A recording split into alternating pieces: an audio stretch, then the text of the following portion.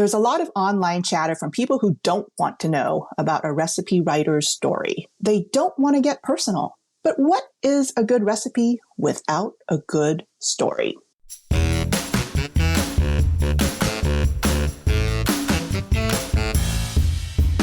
Welcome to Everything Cookbooks, the podcast for writers, readers, and cooks. This is Andrea and I'm here today with my co-host, Kristin Donnelly.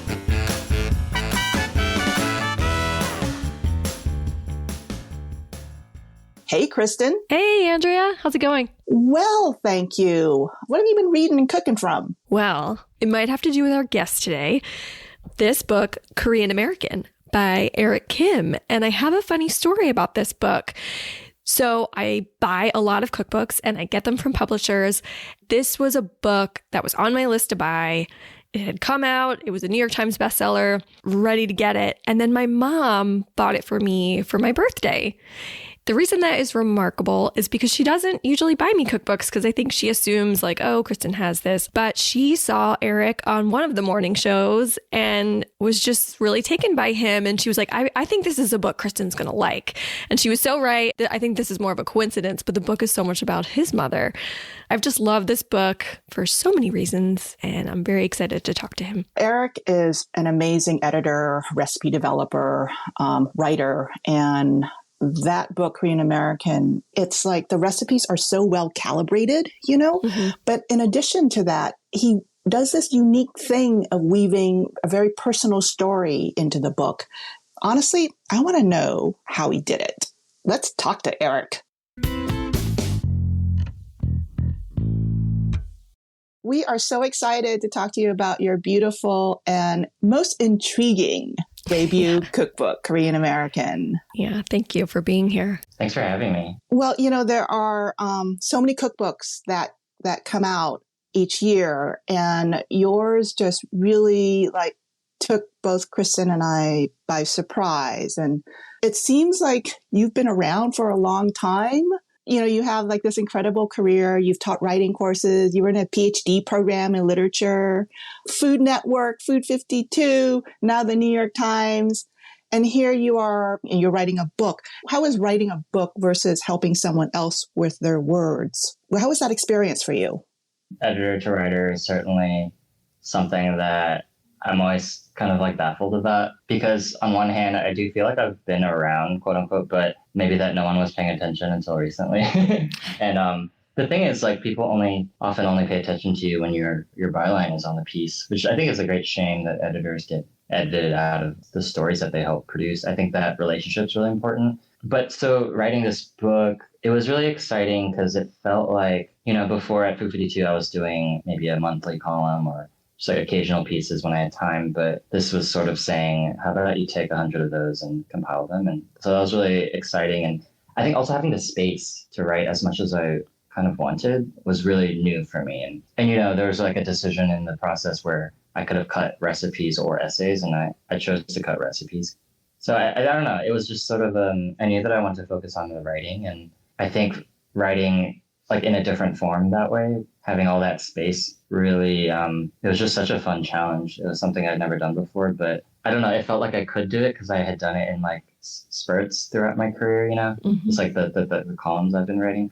So you knew from the beginning it was going to be this more writerly cookbook? Yeah, I think so, not least because that's what I was reading a lot of at the time. I really enjoyed Nigella Lawson's kind of like loftier books. And by lofty, I mean as in they were just, she has some like more verbose ones, like Feast is kind of something that I saw as like a masterful piece of work. And I used it as a tome of mine at Food Network for, you know, all those years I was working on like Easter and the holidays and Christmas and Thanksgiving and all that.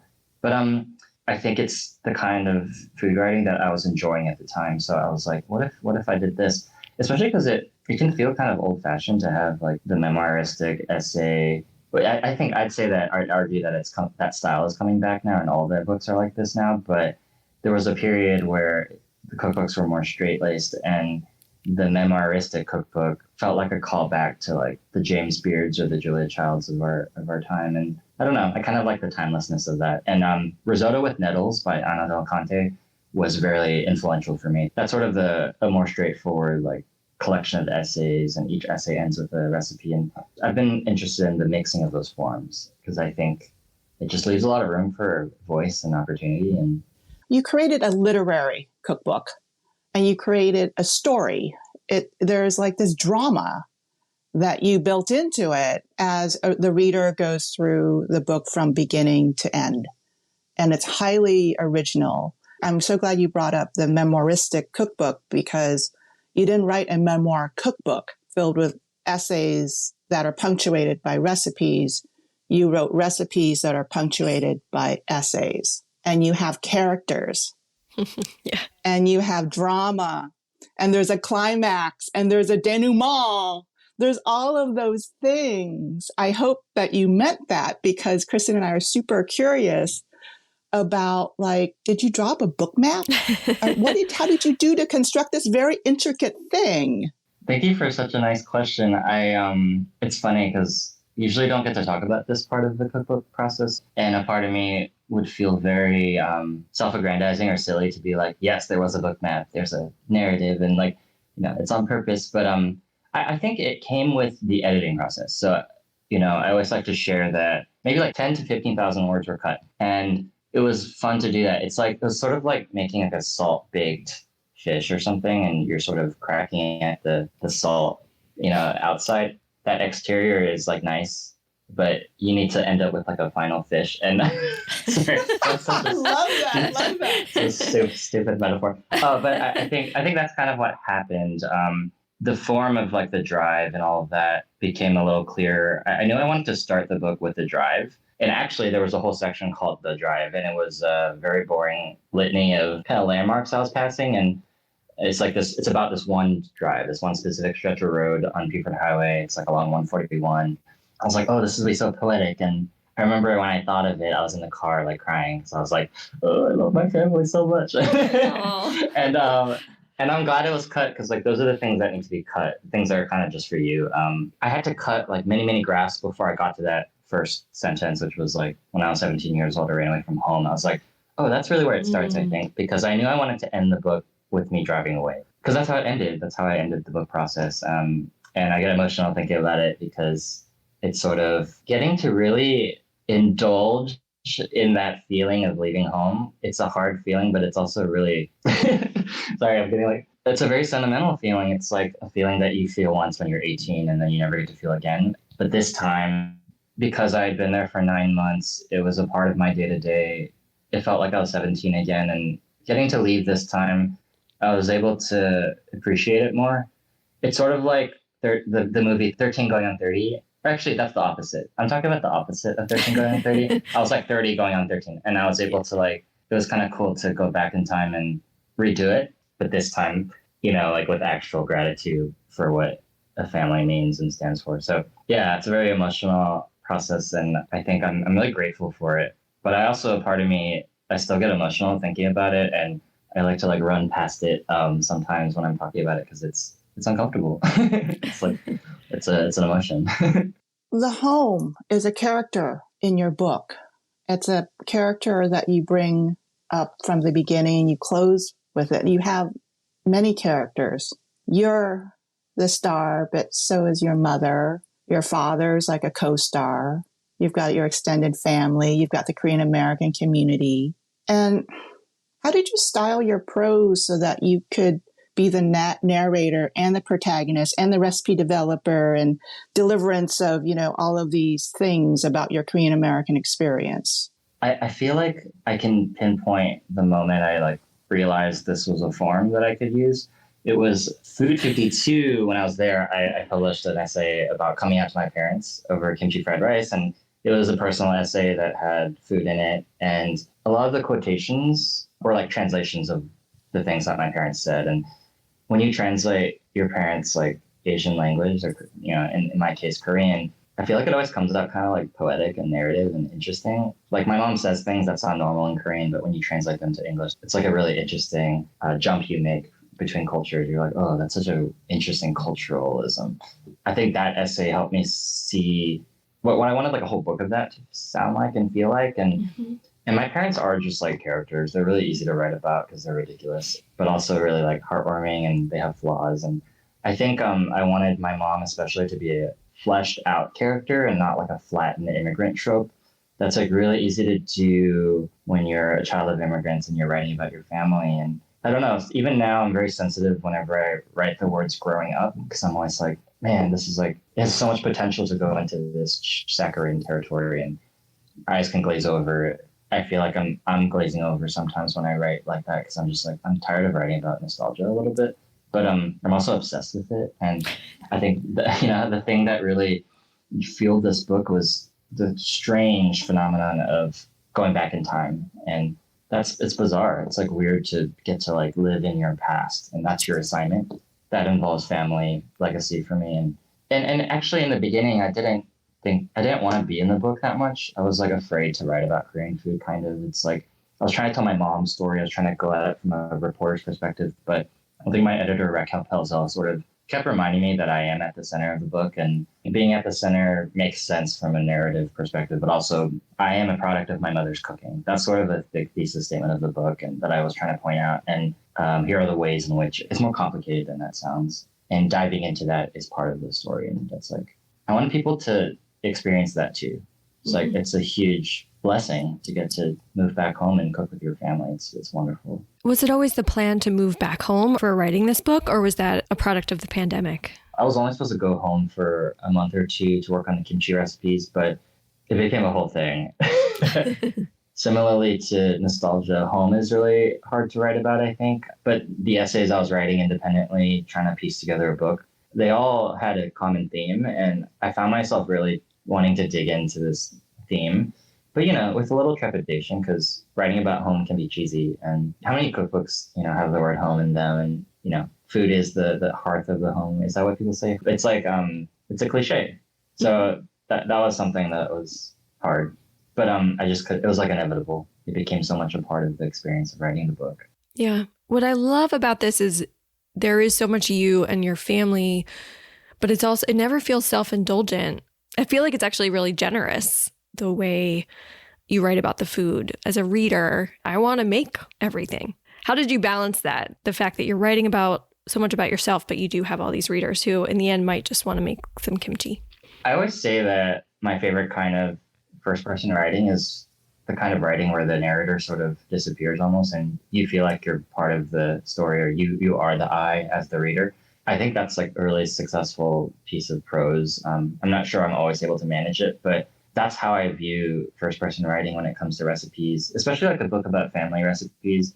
My purpose of like inviting people to my family's table is to invite them into the recipe, into the kitchen, and to be like, here's the background. If you know the background, maybe you'll care more about the dish. Not to mention selling that it's really delicious anyway, which is easy to do. But to get someone to really want to cook something that they've never had before, especially a cuisine that's maybe hasn't been covered as much, I think telling a story about, the time I got laid off, or telling a story about my grandmother or like a family member who passed away, like it's kind of like a nice sell. it's like, oh, you don't want to cook this? Do you hate my dead uncle who sacrificed his life to take us trout fishing? I'm just kidding. I'm joking, of course. But I think this book was so fun because I really think I got to explore the potential and the limits of like memoir writing for food. I was like, what can I do? And how far can I go?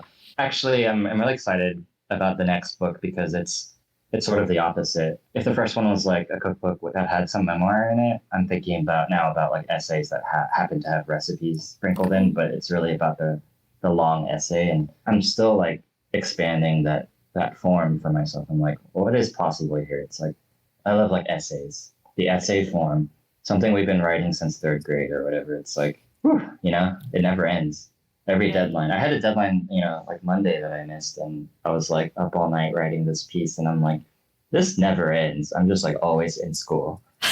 You always want to be the overachiever, the A student. Yeah. Right. I got to ask you because, I'm a refugee. I'm not an immigrant. I'm not the child of immigrants. I'm like, we all came over here at the same time, a family. But I have nieces and nephews who are the children of immigrants. I remember one time my nephew started calling his parents by their first names, and it like totally freaked me out. Both my husband and I were like, stop it, But you refer to your mom as Jean. When did that start, and how did she react to seeing that on the page? That's a good question. I never asked her the nuances of like how she feels about that. But I don't actually call her that to her face. She's still Amma to me. I think it's interesting that I'm Chunho to her. I'm not Eric. Like she only calls me Chunho. You have these like familial names, and the reason I call her Jean in the book is to establish like a character that you're going to follow throughout. She's such a big part of the book. She's the only one whose face really shows up in it. I was like really adamant about that. I didn't want my face in the book at all. I think when you name your parent, it just makes them more human. And one thing that I wanted to do with the book was demythologize like the parent figure. I feel like that's important to do when you're talking about a human being and their legacy, like culinarily. I've written about people's parents and had to ask them like, wow, we went like months talking about your mom, but what's her name? And that's like the last fact check. I'm just like, I don't know her name. It's like, why do I not know her name? Like, what's her first name? She's not just Miss, like whatever. But actually in Korean culture, they're referred to, especially mothers are referred to by their children. Like Eric's mom was at the party. It's like that. It's really wow. It's usually the first son. So they would say Kevin's mom. I think about that. It's like probably part misogyny, part like maternal sacrifice, which is like very revered in Korean culture. And like, anyway, it's complicated and more than I could probably speak to. What was Jean's reaction to like reading her name in your book? Did she take a look at the manuscript? Because I always feel like when I write about my mom, she's always been mom, and she reads about herself, but she never ever comments. Yeah, there's sort of a language barrier, so it's kind of sad. Like my mom will sort of be able to catch details, and she'll be like, "Oh, you talked about Sprite and pine nuts or something," but she talks about how she's not able to get the emotion out of it because of the language barrier. So, I really would love to have this book translated so that she could read it. And because I can show her a cover story in the New York Times, I'll like go to Publix and buy a copy or something. And I'll be like, look, mom, she'll say something like critical or whatever about the photo or something. And it's I don't know, this is funny. It's like, I didn't think to criticize the photo. I was like talking about the writing, but so it's a work in progress. Yeah. Ultimately, I think she's happy because she has a little like local fame now. She's like, she doesn't care that everyone, like a lot of people out in the rest of the country know her. It's more that she has like friends and family members and like people who have been like following the book kind of from afar and like seeing me on TV and stuff. And I think it's like exciting for my mom in that sense. She's like, yeah, this is like a thing now. Yeah. And then she like had a lot of books to pass out and give to people, and because she did work on it. Yeah, I was going to say she was like in the trenches. I mean, reading about some of her recipe testing and, her tweaking and, basically codifying. It's for her too. Like now her kimchi recipe is like immortalized and it's truly like very delicious. I've developed kimchis after that and my recipes just aren't as good. I'll be honest. They're fine, but they serve different purposes than hers, which is like to be awesome. I thought it was interesting how it seemed like with the kimchi, because she usually or used to make it with a slurry. My recipes now don't really have that rice slurry. I think there are many reasons for it, many good ones. They have to do it with everything from bacteria to like flavor. But I don't do it anymore. And I think people commented, they're like, that's not the traditional Korean way. And I was like, actually, did you know that there are a bunch of Koreans who are skipping that step? Because we all just want kimchi and we're sick of like how hard it is. It takes a long time, the really traditional way. But if I can offer like maybe a faster way that is good enough, but also like delicious in its own way, because like when you open up the scenario so that it's not so grueling every time you make a dish, it's like I feel like you end up making it more often. So I kimchi a lot of things now. It's been really fun and just like a nice way to reduce waste. I moochimmed yesterday with your recipe. It was so delicious. I had this fruit that I was like, it's like good but not great, but then it became fabulous thanks to you.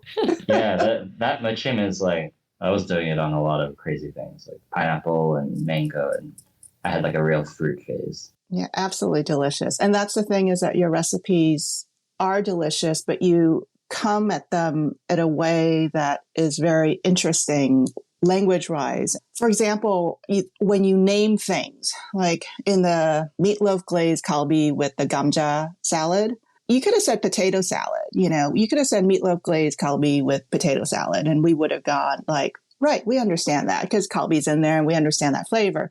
But you decided to use gamja in there. And I feel like it's just this balance between presenting authenticity and alienating or pushing your reader, your cook.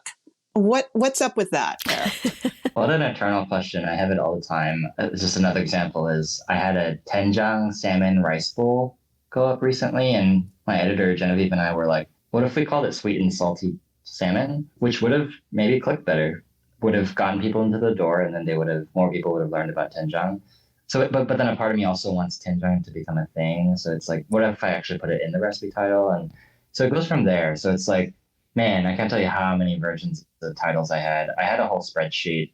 I was constantly going in there and changing the English words to like Korean words, changing back the Korean words to English and then back again. And the meatloaf glazed kalbi with kamja salad, that's like an example of me like finding some kind of like happy medium.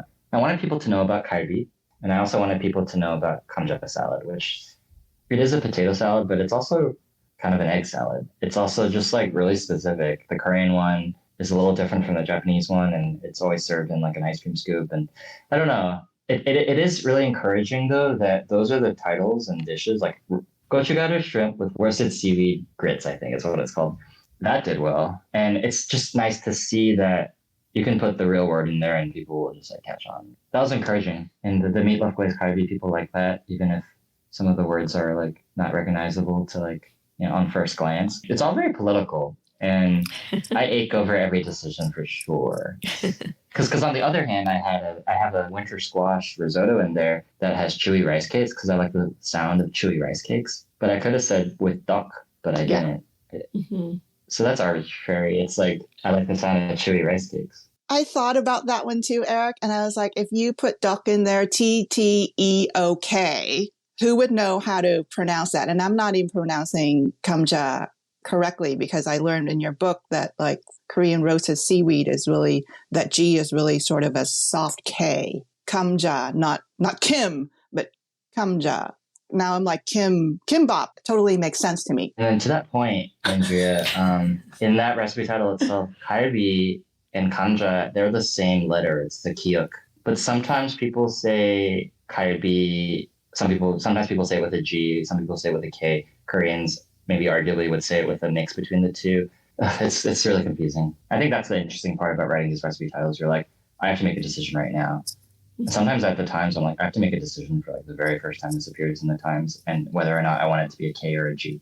And it's like a lot of things go into that. It's so hard, right, Andrew? It is, because that cultural weight bears upon you when your audience is really big. And I have to tell you that even if you're colonized, like my people were, we just still mix things up. So it doesn't help. Don't worry. It's just, we can change things in the future, man. So, if we want to. Just like run with it and go. When I first started cooking with those roasted seaweed, sheets, I was calling it nori because that was like the culinary term that I learned. Didn't even realize the politics of like, I shouldn't use a Japanese word to describe like a Korean product, first of all, but also like a Korean flavor that I'm trying to get across. But sometimes the recipe is Japanese and Korean, as many things are in our history. And so, I have to make a decision. I'll say something generic like roasted seaweed or something. It's political. There's also these like questions of authenticity, I'm sure. Is that something you thought a lot about, or you're just like, I'm doing my own thing? And that's the thing that kept me up the most, for sure. Like I got shingles once because I was so anxious about oh my gosh, what other Koreans would think because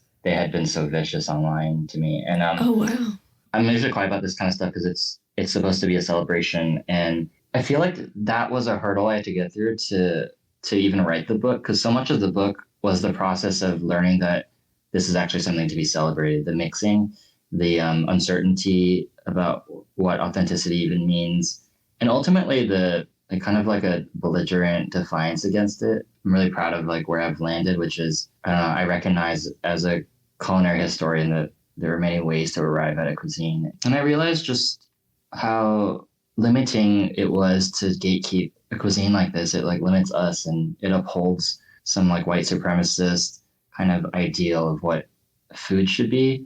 So my whole mantra, and that's the part of the book, the introduction, that I wrote the last, because it was the hardest to write. And it's a hard place to arrive at, to a point where, I still get comments like that. If it's not about a Korean dish, it's about like a spaghetti al pomodoro or something like really simple. But people have very strong feelings about their cuisines. And a part of me is having trouble writing the next book because I think I'm just still recovering from the first one. It's like, it was such a political process for me personally. And just draining, ultimately rewarding, but really taxing in that regard. What was it like for you to be on morning television to like present Korean American to a very broad, very mainstream audience? Good question. It's funny because I just like feel like I black out after those. It's sort of like I think I've always been quite lucky in that sort of been able to just like focus on whatever the dish is. I would say like each step of the way, I was just like surprised at how open TV people are. I've made things like the salt and pepper pork chops with the muchim, the scallion muchim on top. I think I was like creating these recipes, thinking about audience, but not really picturing how much people would just embrace it.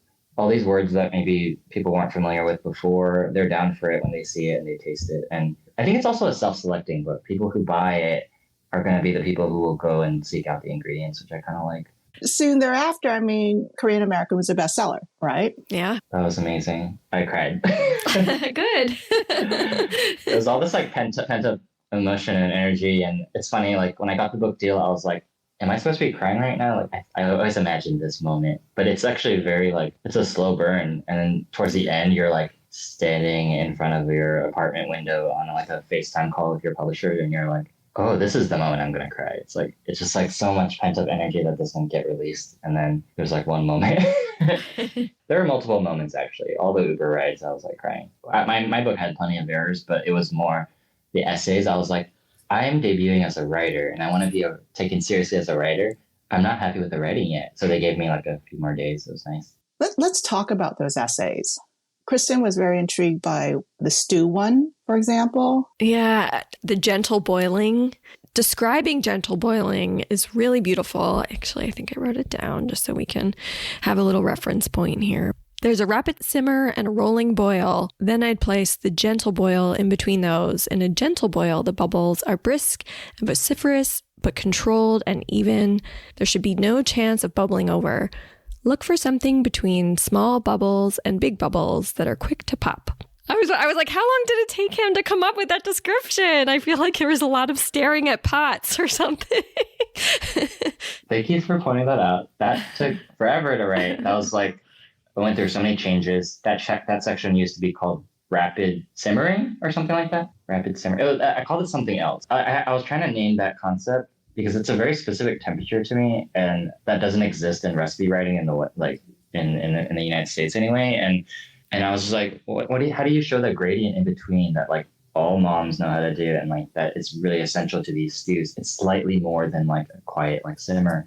One of the only ways to describe this temperature is to talk about the bubbles. And so I was like looking at the bubbles. And I was like, what are these bubbles doing? And because we write these recipes, we're like, bring it down to a low simmer or simmer or whatever, boil. Like a lot of people don't know what that means. It's sort of like when an ex-boyfriend asked me in one of my recipes, he was like, what does soft peaks mean or stiff peaks? And I was like, that was a moment in my life when I didn't know why I was writing that. And then later in life, when I did educate myself, I was like, okay, I'm going to describe this in my recipes now. And so whenever I have a meringue, I describe, dip your whisk into the thing and flip it over and look at the peak. And is it this or is it like a Santa hat? So I use that language now because I'm like, yeah, we just take it for granted that people know these things. And so it makes it more equitable or something. It's like, I think it's important to like include everyone, and everyone has a different knowledge base. I never like to assume. I do think the conversation in the last couple of years has been gearing towards like a more well-rounded education culinarily, and acknowledging that the French way isn't the only way. I think the more we say it, the better it is. But it all has to do with culinary diplomacy, don't you think? It's like certain cultures have been historically just prioritizing getting the word out about their cuisine like in a bigger way. So I don't know. It's all interesting. It's all relative. I think people who are trained in the Italian way are people I usually like align with personality-wise. Like Samin Nosrat loves Italian cooking, and Jeremy Umensky is at Larder in Cleveland, Ohio, and he kind of learned a lot in Italy when he was training as a chef. And I like when people have like diverse backgrounds with their cooking, because it also just makes you a better cook. You realize how many preconceptions that you have going into the kitchen, and it helps you sort of like break them a little bit, which is important to do. 100%. And that's the thing about these recipes are, again, the purpose of the book is to center the Korean American experience, but also to create these bridges where it's generalizable. It's like globalized, normalized in a way. And I think that when you're writing about a cuisine that isn't straight up Mediterranean, Italian, French, or even Japanese, you know, what people think of as like these sort of definitive cuisines, you kind of like got to elbow your way in, but then you also got to do it softly. Yeah. Right? Make them cry. And cry a little. And then, you know, and like stay up late at night, wake up in the middle of the night. There are a couple of essays that really got me, aside from the S's for stew. One is Nest, and then the other is Feast. So the Nest one is about rice. And I feel like that's like smack dab in the middle of your book, right? And then that's like where you break away from your mom with kimchi fried rice in that chapter, in like the staple that's like the soul of who you are. And that you're like, I'm going to fly from the coop now. And then from there, we see you liberated, and the recipes like evolve into this like kind of kaleidoscopic thing, like a beautiful sweater that you would, or shirt that I've seen you wear on Instagram. And so it's like becomes like you. Beyond that, I don't know if I'm reading too much into that or what, but I thought that that was so beautiful. And that from Nest, which is about rice, you go into Feast, which is about Thanksgiving. Yeah. Thank you for saying that, by the way, about that essay. I remember developing that recipe in the middle of the night. You know, maybe I had like a glass of wine or two. I was like dancing around the kitchen because I was so happy with how delicious it was. I was like, I just unlocked a new taste for myself. And it was from just wanting to create a fried rice that was like a little different.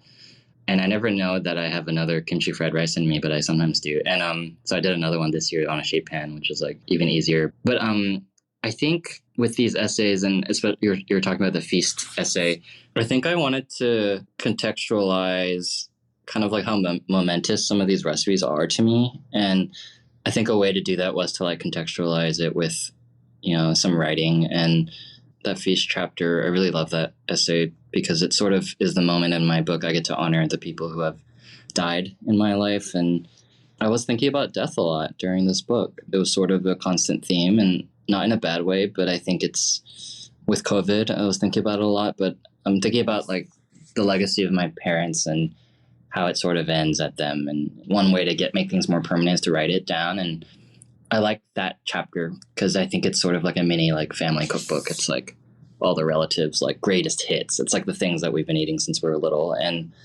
kind of some of them are just like as they are too. You know, they're very like just pure. And they're very American in like the most Technicolor American way. They're really like textured and they're delicious. I mean, because I've made several of them while I was working on that story that included you for Food and Wine, the Thanksgiving piece. And I was just so taken about the totality of that chapter and your flavors and how calibrated everything was, because I felt like the recipes, finally, there was a place for me and Asian cuisine in a very sincere, genuine way on a Thanksgiving menu. And I felt like that's where like, oh yeah, like, you know, there he goes. He's like Korean American, perfect combination. Here it is. And it's for everybody. I think it's a good point in that I could have focused on a lot of other holidays. I almost wrote a Christmas essay, but didn't have time. But the Thanksgiving menu was perfect in that I do agree that it's such an American holiday, but something that we really folded into our lives. We do Thanksgiving hard in my family. And so it's like, and I love the ways in which it's grown and changed. And our table has dishes that other tables don't have. And it's not just because we're Korean, it's because we're just a different family. And like, I think that's why I like Thanksgiving. Some people see it as an oppressive holiday. And I think it probably is for a lot of people. And it kind of is in many ways. But I see it as like a construct in which to like build. And I like developing those recipes because it was sort of my time to really like milk it. It's like food media, baby. I've been in food media for years and that was my first Thanksgiving menu. So I was like, I reeled it in, I think. Like it's not as crazy as it could have been, but I'm really proud of that menu. Yeah. So how crazy would you have made it? What did you cut? Well, okay. I went back to my old photos actually, and I found a dish that I totally forgot about, but it's not in the Feast chapter, but it's sort of like a nod to japchae, but instead of the glass noodles, it's pasta. It just never came together. It was like a sheet pan of vegetables that you roast. And it was maybe like sheet pan bibimbap But instead of the rice, it was noodles. And it just never came together. And I saw the picture of it and I was like, I remember when I cut that because I was like so glad to cut it because I hated it. But what's really fun about the recipes you cut is that you always rework them and kind of add them in later. And I have a tteokbokki recipe that came out in the New York Times recently, and I'm really proud of that recipe, but it was one of those recipes that just wasn't ready and I hated it. And I was like, this will never see the light of day. And then one day I was like, okay, I'm going to revisit it. And now it's a Times recipe and I really like it. Yeah. Oh, good. Is there a recipe for a viral recipe? I've learned in my life and my career that there's no guessing. There's no way to know. There's not that many reasons, in my opinion, for a gochujang glazed eggplant with like a really annoying, laborious fried scallion garnish to like become the thing. But it did. And it always like surprises you. And meanwhile, things that you think are going to be the next thing don't do well. And you're just like, you can never guess. I don't know. And I think that's what's fun. People always surprise you. And I've been in so many editorial rooms where we're trying to guess the next viral thing. And that's the point of virality. It just like happens. You can't predict it. And it's like, you can put in like all the right things, but you know, a Powerpuff Girl doesn't always come out. I mean, because I don't know, is it like you take, an ingredient that's super familiar and then a classic with a twist. I was reading something Pete Wells wrote about Martha Stewart. Beautiful review in the New York Times. So good. And he said, what she does is classics with a twist. Yeah, it's smart. I mean, this is not a classic with a twist, but it takes a very, ingredient that people don't have a lot of and they don't know what to do with. And you've got a flavor that is extremely au courant and it's relatively easy and it's fun and it's delicious. And beautiful. I think your moochum should go viral, but I don't know. I think it's a matter of also like, what does viral really mean? I think like to older generations, it might be like, this is how you measure your success. Like, but that's not how I measure success, but it was like the quickest way to describe the phenomenon of like putting out a recipe that's private and then now it's public. And then it's like the thing that you see the most when you open your phone. That's like kind of bizarre when it happens the first time. And also developing recipes, I'm always trying to strike this balance of like simple and surprising / more intricate. Sometimes the simple is the most delightful. It's like, it's the most surprising. It can like really show you something new. But from the outside, if you just look at an Instagram post or something, it might seem like that simple thing is just too simple. And you're like, oh, I know how to do this already. Why is there a recipe for this? But it's like, no. If you read the head note, you see that I'm adding this tiny minutia to the conversation. It's hard to get people to like read. And reading that head note or the recipe through is like the only way to know why that exists. And for me, that's sort of always been my standard for a recipe. Like, I'm not going to put out something that already exists because it's like, what's the point? I already have so much anxiety about like influence and like, legacy and like following in people's footsteps. And I mean, my desk is like across from like Melissa Clark and Julia Moskin and stuff. It's like crazy. It's like striking the balance between communicating enough to let people know like why this exists and just being kind of cool and being like, oh, I just did a thing. It's like, yeah, no, that's part of the voice that you have that is so intriguing. And I think it's provocative. Yeah. So there's an epilogue in the book. Why did you decide to have an epilogue? Okay, the reason that's there is because that was the introduction originally. And it was just like this really intense essay I wrote in the very beginning, and it felt good. And it sort of described the concept of home very well. But I think when I wrote it and filed it, Raquel and I were like, this is like not an introduction, really. I think we were trying to force it into an intro, but it was too like separate. It's kind of like a behind the scenes, maybe a little bit, but just like finalize my thoughts about when I'm thinking about regarding home and family. And I also describe it as there's sort of an emotional manipulation that happens when you write like memoir. Like, that what's going to make people cry. And like, I'm not saying I do it like deliberately all the time, but the epilogue definitely is the place where it's like a stab in the stomach and then the twist at the end. And I'm aware that that's what I'm doing, but I think it's an accurate level of like intensity to match like what I went through and what I want other people to experience. It's like, ultimately that's what I wanted to get across. I was like, this feeling that you're feeling right now, like this is what I went through and what I want you to also experience. If you should be so lucky to have your parents with you, and if you don't, then that's also an experience I write about. And that was fun. That was a fun essay to write. That was where a lot of the words were cut out, actually. It was really long, and it had like Harry Potter like analyses and like references to Kiki's Delivery Service, and like And Raquel was like, it's like, maybe save this for another time. I like the way that ends because I think it's also where I'm going to start the next book. If the pandemic hadn't happened and you didn't spend the 9 months at your parents' house, how would that epilogue been different? Man, I don't know. The whole book would have been different. It would have maybe had more reporting. It would have had more people's stories.